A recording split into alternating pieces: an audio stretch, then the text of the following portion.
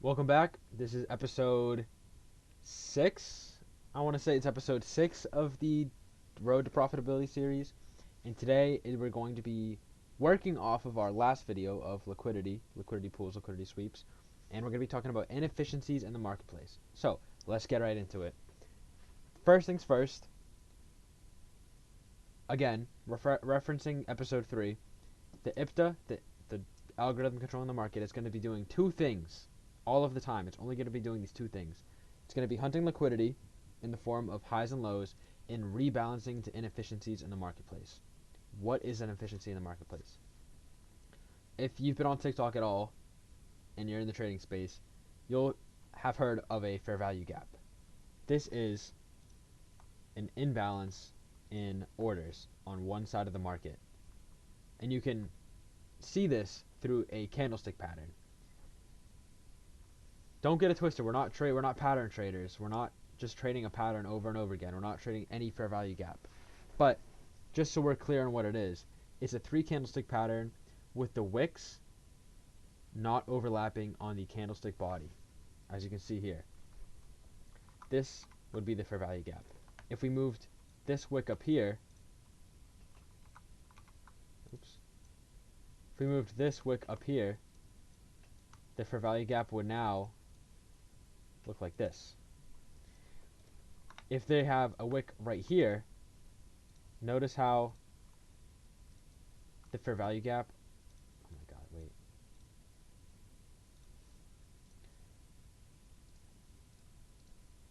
If we have these two wicks here, notice how there is no gap in price. There is no fair value gap because the wicks overlap. But if we just move it down a little bit, we now have our fair value gap.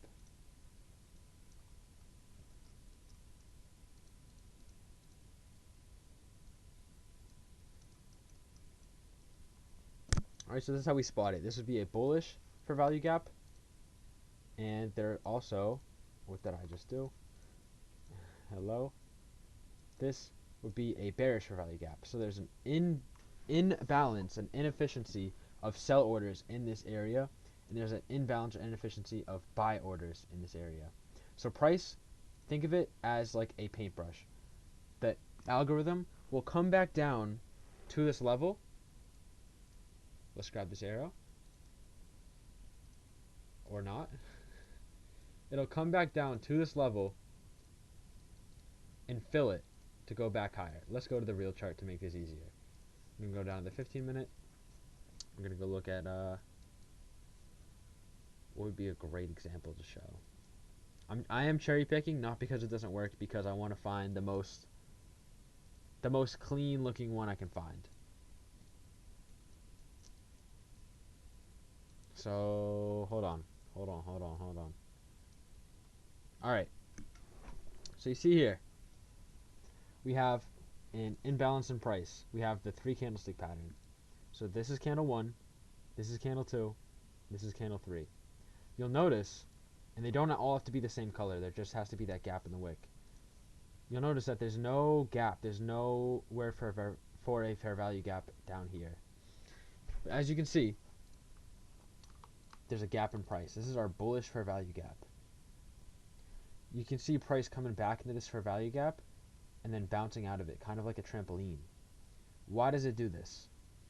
Well, back to our first episode, we sweep liquidity, resting orders here. Then we're leaving this liquidity pool, targeting the next liquidity pool, the next big obvious one, which would be this one up here. It's the highest one, the biggest one. Right? We're targeting this liquidity pool, so we're going from A to B. The nature of price, we never go from A to B. We always go from A, zigzag, retrace to B. And on the way up, we're going to be making inefficiencies in price. Think of this as the market maker tipping its hand almost. Because they got in so heavy with their orders below this low, it's going to rocket price over from A to B, leaving gaps. However, the same algorithm that allowed them to get in under this low is going to come back and fill these gaps to efficiently deliver price action, making sure there's no gaps left. So as you'll see, this is a fair value gap.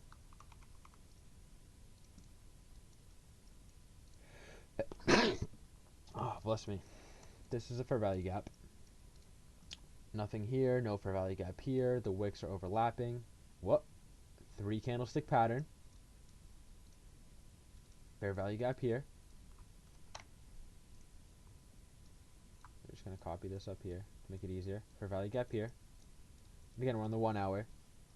Moving from this liquidity pool to this liquidity pool. 1 hour fair value gap. 1 hour fair value gap. 1 hour fair value gap. You get the point, right? We're going to focus on these 2 ones. So think of price going from A to B. Okay, wait, let me backtrack. Getting ahead of myself here. So for the first analogy, at the end of the video, I included liquidity pools are Alright. One more try. Liquidity pools are synonymous with reversals. So when you sweep liquidity, you can expect a reversal. Back, over, let's find it. Market does 4 things: consolidate, expand, retrace, reverse. So reversal, you can think of this as a liquidity sweep. The same way, you can think of a retracement as fair value gap. What does this mean? Price will come back almost like, imagine you're painting a wall. ICT made this analogy and I love it. You're painting a wall with a paintbrush.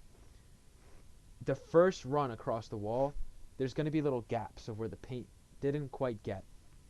So you're going to have to go back with the paintbrush and paint over those little holes to make sure you get them all. This is exactly what fair value gaps are. Price will have to retrace back into these fair value gaps before it goes from point A to B. Liquidity pool to liquidity pool. So it'll come back, paint this gap, come back up, paint this gap, come back up, paint these gaps.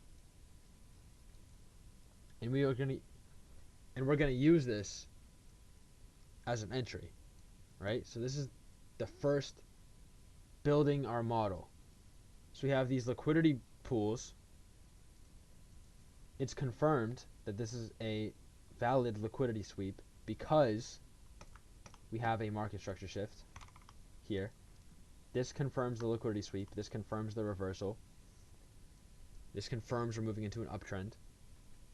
After the market structure shift, right here, the close above, we come back, paintbrush the fair value gap, and with confidence, you'd be able to enter off the top of this fair value gap, right when it wicks inside of it, with our stop being at the low, because we don't expect price to come back down here.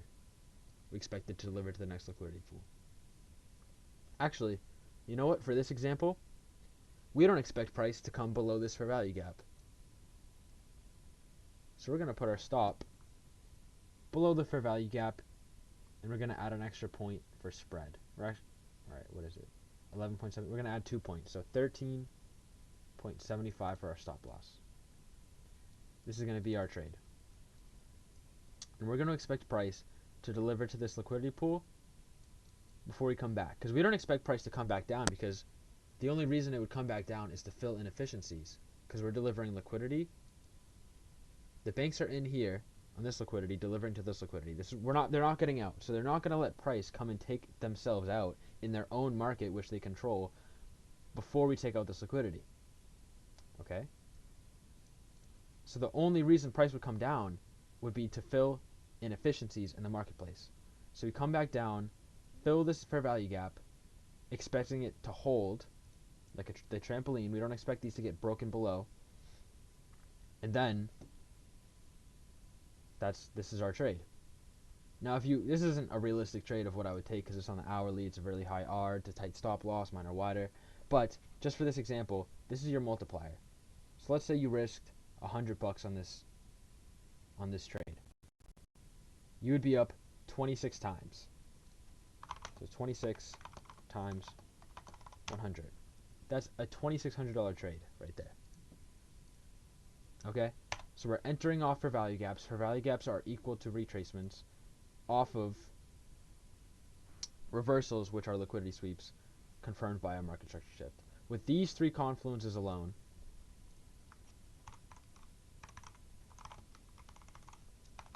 targeting the next liquidity pool, you can be profitable. You can make money in the marketplace and you will be okay. You can click off this video and stop watching these videos. This is all you need. Liquidity and inefficiencies, because this is all the algorithm is targeting. And you might say, Chris, that's cool. What about these fair value gaps? What if I entered on these fair value gaps? I would instantly get stopped out. That's not cool, and that's not accurate. You're cherry picking. And this is because you're getting in too late on the market. You are buying in a premium. The market has to fill the market's goal is to fill these inefficiencies. These can get closed over. These can get disrespected because we have inefficiently priced fair value gaps below it, and we have to go and fill these fair value gaps before going higher. So when prices are going up and up and up and up and up, and I'm entering my trade down here, super type stop loss, and I'm in right about here. I don't expect price to run to these highs because we're making inefficiencies in the marketplace now, right? I expect price to come back down and balance every fair value gap that it's made. 99% of the time, it'll balance all the fair value gaps. They never really ever leave fair value gaps open, and they do sometimes, but we'll don't worry, we're getting there. So we see all these fair value gaps getting made. I expect this one to get touched still. So at this point in time, I could drag my stop loss up below this one because I expect this fair value gap to hold. These ones I don't expect to hold because there's an unfilled one below it. Does that make sense? These are now null. These are now void because we know price has to come back and fill this one. But also, on top of that, even if we do close below it, we still fill price. We still deliver sell side liquidity. We still fill these orders.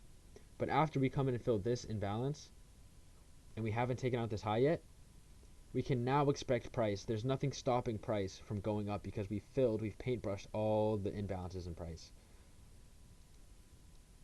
So after we rebalance this last fair value gap in the range, you can see we instantly expand upwards up until this liquidity pool.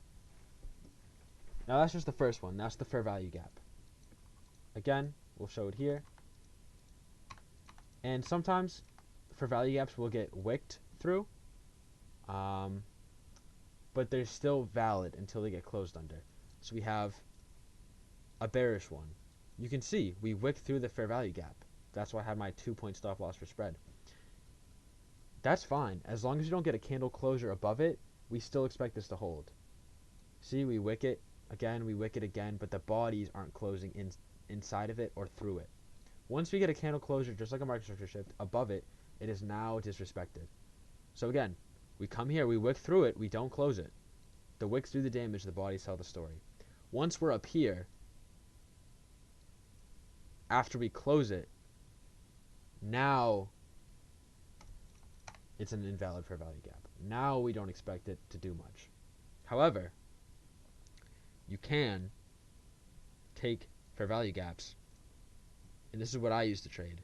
Once they get closed over, they are now an inverse fair value gap.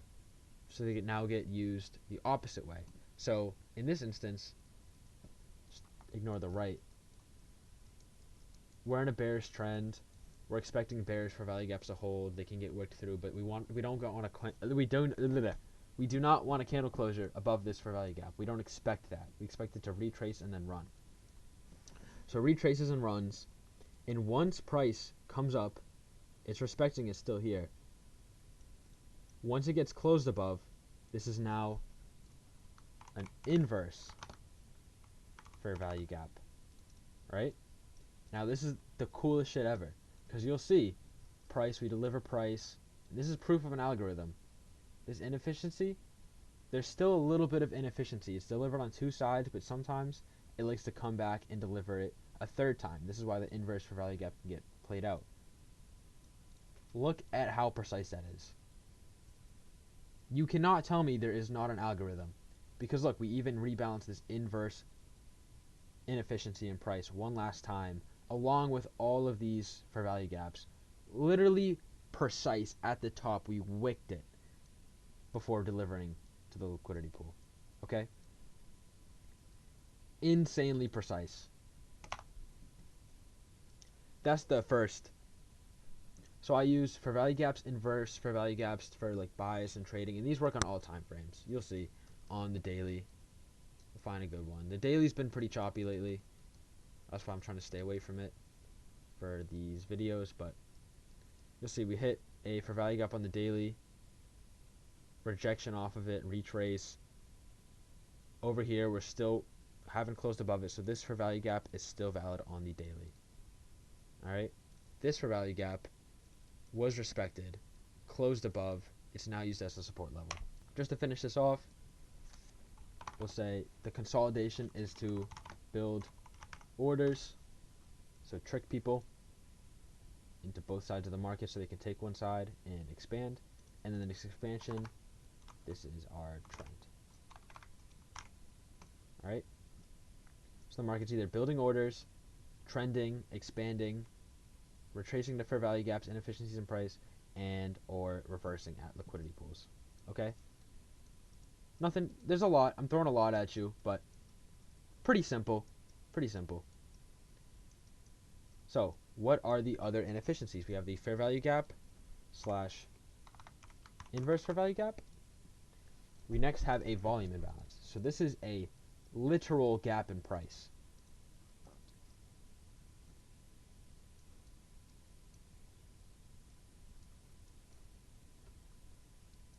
We're going to take you over to the Dow Jones here, which is a little more choppy, but there is a great example I want to show you. So we have the volume imbalance. So volume imbalance, I call it a VI. It is quite literally a gap. And to see this, you have to be on the CME data. So that's why it's important that you use the ones I'm showing you, the futures, because these won't show up on, if you look up NASDAQ and click the first option, I'll show you how many NASDAQs. If you click on any of these, maybe not that one, but a lot of these NASDAQs won't have the gaps. They won't show you the gaps, but these are important in price because these are strong magnets. Think of inefficiencies in price as magnets that we have to pull back to. You have to fill these before delivering liquidity. So this is a volume imbalance. What's better? Like a box. All right. This can be used as a high time frame bias because this is the hourly chart and this is a big gap. So you could expect price to draw back into this. You'll see, again, this precision. We come over here, tap the volume imbalance, which means it's technically filled, but price will typically want to fill the entire imbalance. So we come down here, again, just astonishingly accurate delivery of price here. We come here, we wick outside of it, the bodies close, we respect the volume imbalance because the bodies are closing inside of it, not closing outside of it. Reverse out of it. Reverse out of it, creating, essentially filling in the volume imbalance.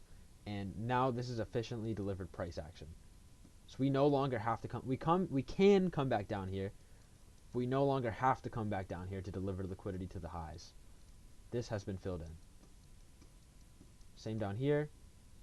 We have a volume imbalance. We come down, we fill it, we run away. Small volume imbalance here, filled instantly. Volume imbalance here, filled it again. Just an inefficiency in price action that the algorithm will target and come back and fill. You can expect those to get filled. Doesn't have to be instantly, doesn't have to be the same day, but those will get filled. Then we have opening gaps. These are time-based volume imbalances.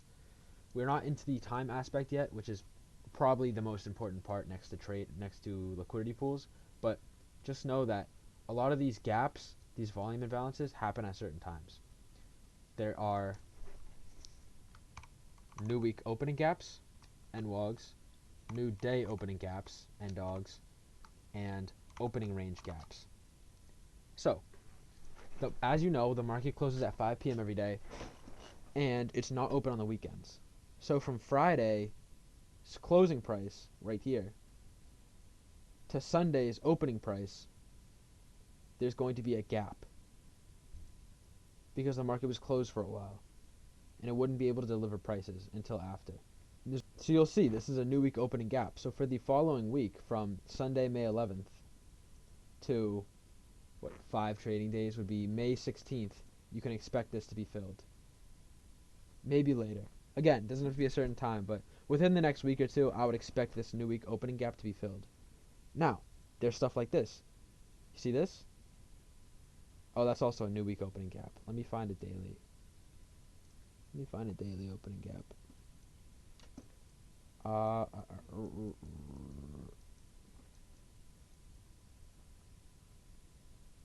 See, when's this day end? The new day opening gap will be between 5 and 6 p.m. or 4:45 and 6. This one's really small, but right here, you'll see there's a small new day opening gap. So the candle closures, the bodies aren't overlapping here. Instantly gets filled, very small one. Kind of a bad example, but I'm not seeing much on the Dow. There's also, this would be the final one, the opening range gap. So these are electronic trading hours, what we were looking at before, where they go from, they open at 6 p.m. and they go up until 5 p.m. the next day. So if they're open all night, electronic trading hours. These regular trading hours, though, this is what the stock market's normally like. It opens at 9:30. That's the equities open, and they close at 4. Okay, so in between 9:30 and 4 on regular trading hours, right down here, you'll have these gaps. This will be called the opening range gap. And this can be used the following day as for bias and narrative. But we don't have to. I'm not going to get into opening range gaps. Just an example to show you that there's time-based volume imbalances. And the final one, the least important one, you'll see it the least, is a devil's mark. This is when, look at that. Like I said before, we have the open, low, high, and close. Candlestick anatomy, basic candlestick anatomy. Every candlestick has a wick. Sometimes, like this candlestick, we don't make a wick. This is an inefficiency in price because we always want to have a wick on every side. So we didn't deliver sell side here. So this would be called a devil's mark. And it can kind of be used as like a weak, if we're making that paintbrush analogy, a very small hole in the price. And if it's paired with a fair value gap here, like it is, we can expect this to be returned to. So on its own, if there is no fair value gap here, it wouldn't be that strong of a confluence. I wouldn't take a trade off of it. But if it's paired with a fair value gap, this would be a strong fair value gap in my opinion. In this scenario, it didn't hold because we're on the 1 hour, and we entered into a daily fair value gap. The daily time frames take precedence over the 1 hour. But yeah, I think that's it for inefficiencies. Let me just check. I wanted to do, they're likely to get filled, delivering liquidity pool to liquidity pool, paintbrush analogy. Oh, displacement. Okay, one last thing. Oh no, I did kind of say that. It's almost like when the market makers get in, the banks get in, it's like they're dropping a huge rock. You ever seen those videos of somebody pushing a rock over a bridge into the river below? When they push that rock, when they get into the market, there's strong displacement. Displacement is another word for fair value gaps, specifically multiple in a row. So like you'll see here, fair value gap, fair value gap. You know, we're making bullish fair value gaps. This is displacement. This is kind of the market makers tipping their hand, even though they don't want to, showing they're in the marketplace long. And it's almost like that. It's like that huge rock, that huge amount of orders just flowing into the market. Huge pressure. The IPDA is designed to be efficiently. It's making sure we're hunting liquidity and efficiently delivering price. So for value gaps, devil marks, volume imbalances aren't efficient price action, and we need to come back and fill those. So just think, this is where retracements happen. We can expect retracements to happen here, and we can also use these for entries. I use these to enter my position off the top of it. That's the video, though. I'm very caffeinated, if you can't tell. I don't know how long that was. I think it was like a 20-30 minute video. I was trying to keep these short, but yeah, liquidity and inefficiencies, the two biggest things you'll learn. If you take these two things, this is really all you need. There's another important element, which is time. I'm pretty sure that's the next video, but yeah, stay tuned. We'll get even more precise with the time element of these two things, and yeah, I don't know. Thanks for watching. If you're watching, I hope you learned something, and I'll catch you in the next video.